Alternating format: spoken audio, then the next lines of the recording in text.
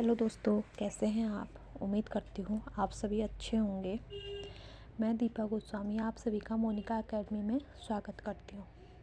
दोस्तों, हम व्याकरण पढ़ रहे थे। हमने समास, अलंकार, संज्ञा, सर्वनाम, क्रिया सभी पढ़ लिए हैं। आज हम पढ़ने वाले हैं रस। ठीक है, चलिए शुरू करते हैं आज की क्लास। रस का शाब्दिक अर्थ है आनंद। क्या बोल रहा है? जो रस होता है उसका शाब्दिक अर्थ है आनंद, अर्थात किसी काव्य को पढ़ते या सुनते या देखते समय जिस आनंद की अनुभूति होती है उसे रस कहते हैं। ठीक है, उसे रस कहते हैं। रस की परिभाषा एवं प्रकार, या रस की परिभाषा कहो या प्रकार कहो, तो उसके उदाहरण देखिए। हम रस पढ़ते हैं तो हम किसी भी काव्य को पढ़ते हैं, सुनते हैं, देखते हैं तो उसमें हमें क्या होती है? रस की अनुभूति होती है। चाहे हम दोहा, छंद या कविता कुछ भी पढ़ते हैं, उन सब में क्या होता है? रस होता है। तभी हम उस चीज़ का आनंद ले पाते हैं। ठीक है, चलिए देखते हैं आगे। सर्वप्रथम भरत मुनि ने अपने ग्रंथ नाट्य शास्त्र में रस का उल्लेख करा था। ठीक है, सबसे पहले रस का उल्लेख अपने नाट्य शास्त्र में किसने करा था? भरत मुनि ने। ठीक है, भरत मुनि के अनुसार रस की संख्या 8 होती है। जो भरत मुनि हैं इनके अनुसार रस की संख्या 8 होती है। भरत मुनि ने अपने रस सूत्र में स्थायी भाव का उल्लेख नहीं किया हुआ था। जो स्थायी भाव है ये बाद में जोड़ा गया है। भरत मुनि ने अपने रस सूत्र में केवल 8 रसों की बात की है। जो स्थायी भाव है इसे बाद में जोड़ा गया है। ठीक है, सर्वमत के अनुसार रस की संख्या 11 होती है, लेकिन नाटक विधा के अनुसार रस की संख्या मात्र 9 होती है। ठीक है, इस बात को ध्यान रखिएगा। सर्वमत के अनुसार रस की संख्या 11 होती है और नाटक विधा के अनुसार संख्या 9 होती है। और भरत मुनि के नाट्य शास्त्र में केवल 8 संख्या मानी गई है। ये एग्जाम में अक्सर आता है। ठीक है, रस को काव्य की आत्मा भी कहा जाता है या काव्य का प्राण तत्व भी माना जाता है। ठीक है, यहाँ पर से भी क्वेश्चन बन सकता है, तो इस बात को भी याद रखिएगा।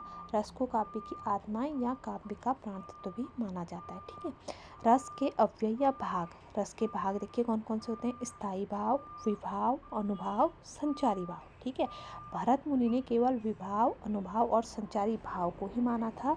बाद में इसे स्थायी भाव को भी जोड़ा गया है। ठीक है, आगे देखिए स्थायी भाव। स्थायी भाव क्या होता है?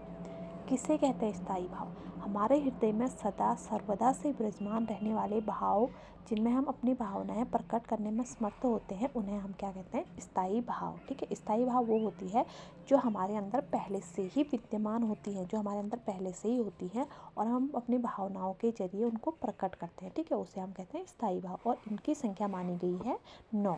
ठीक है, स्थायी भाव की संख्या मानी गई है 9। कौन कौन से हैं? रति, शोक, हास, क्रोध, भय, उत्साह, विस्मय। कौन कौन से? रति, शोक, हास, क्रोध, भय, उत्साह, विस्मय या आश्चर्य, जुगुप्सा, जिसे हम घृणा भी कहते हैं, निर्वेद। अब निर्वेद के देखिए संतान विषयक रति। ठीक है, स्नेह या ममता। ठीक है, निर्वेद के देखिए संतान विषयक रति, स्नेह या ममता। ईश विषयक रति, देव रति। ये दोनों रति के ही भेद हैं। ये दोनों क्या है? रति के भेद है, रति के। ठीक है,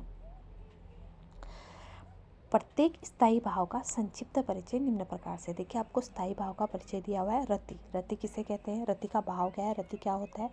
नायक और नायिका के मन में एक दूसरे के प्रति जो भाव, प्रेम भाव उत्पन्न होता है, उसे क्या कहते हैं? रति। ठीक है, हास, हास क्या होता है? जब किसी को देखकर मनुष्य या सुनकर हंसी आ जाती है तो उसे हम क्या कहते हैं? हास रस। अब शोक क्या होता है? शोक प्रिय वस्तु व्यक्ति के नष्ट हो जाने के कारण जो हमारे मन में दुख उत्पन्न होता है, उसे हम क्या कहते हैं?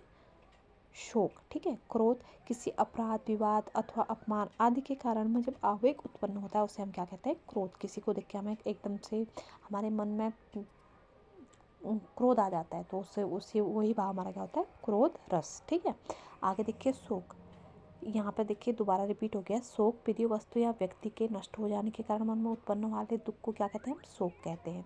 क्रोध किसी अपराध, विवाद अथवा अपमान आदि के कारण मन में जब आवेग उत्पन्न होता है उसे क्या कहते हैं, हम क्रोध कहते हैं। उत्साह देखिए, किसी व्यक्ति, वस्तु या घटना को लेकर मन में जो उल्लास उत्पन्न होता है उसे हम क्या कहते हैं, उत्साह कहते हैं। ठीक है भाई, किसी डरावनी परिस्थिति को देखकर मन के अंदर जो डर या घबराहट उत्पन्न होती है उसे हम क्या कहते हैं, वही रस कहते हैं। ठीक है, आश्चर्य रस, ऐसी परिस्थिति जो स्थिति जो अद्भुत हो उसके मन में उत्पन्न होने भाव को हम क्या कहते हैं, आश्चर्य रस कहते हैं। जुगुप्सा रस, जुगुप्सा रस किसे कहते हैं, जब किसी वस्तु या परिस्थिति से मन में अरुचि पैदा हो या घिन आती है उसे जुगुप्सा या घृणा कहते हैं। ठीक है, निर्वेद रस क्या कहते हैं, जब सांसारिक विषय के प्रति वैराग्य या संन्यास की स्थिति उत्पन्न हो उसे हम क्या कहते हैं, निर्वेद रस कहते हैं। अब संतान विषयक रति, देखिए रति का ही भाग है, जब किसी बालक के प्रति मन में ममता उत्पन्न होती है उसे क्या कहते हैं, संतान विषयक रति, और इसे हम वात्सल्य रस भी कहते हैं। ठीक है,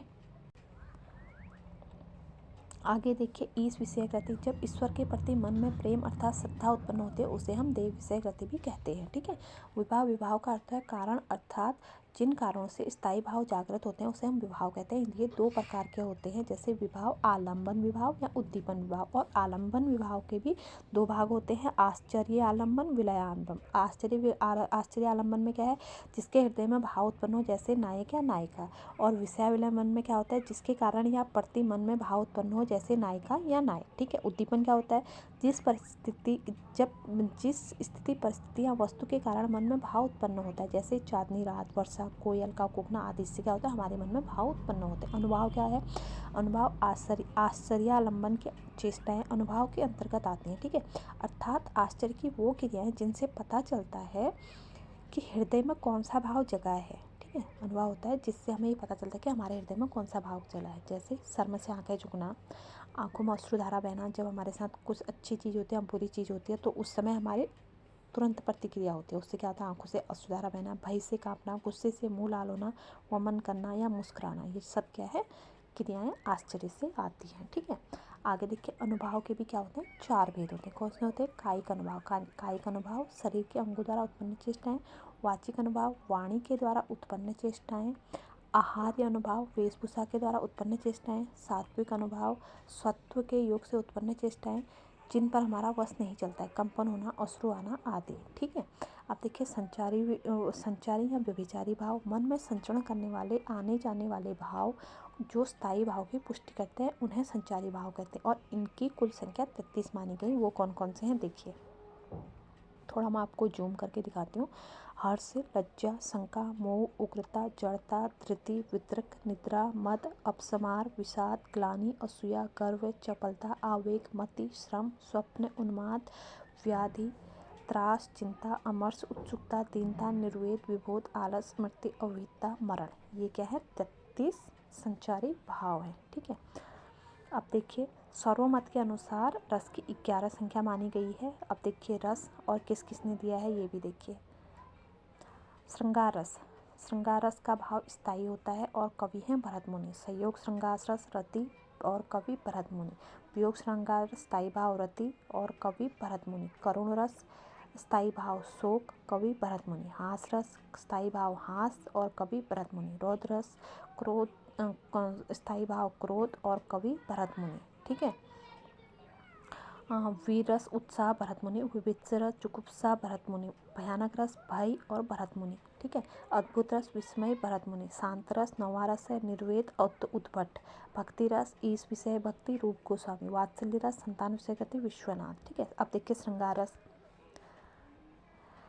किसी काव्य में नायक तथा नायिका के प्रेम मिलाप अथवा विरह का वर्णन किया जाता है, वहाँ श्रृंगार रस होता है। जहाँ पर किसी नायक और नायिका के प्रेम या प्रेम अथवा विरह बिछड़ने का वर्णन किया जाता है, वहाँ पर श्रृंगार रस होता है। इसका स्थायी भाव रति होता है। इस रस को रसराज या रसों का राजा भी कहा जाता है। ठीक है, इसके दो भेद होते हैं, संयोग और वियोग। अब देखिए संयोग में क्या होता है, जब किसी काव्य में नायक और नायिका परस्पर प्रेम मिलाप अथवा सौंदर्य का वर्णन होता है तो उसे श्रृंगार रस कहा जाता है। ठीक है दोस्तों, अभी हम रस की क्लास को यहीं पे रोक रहे हैं।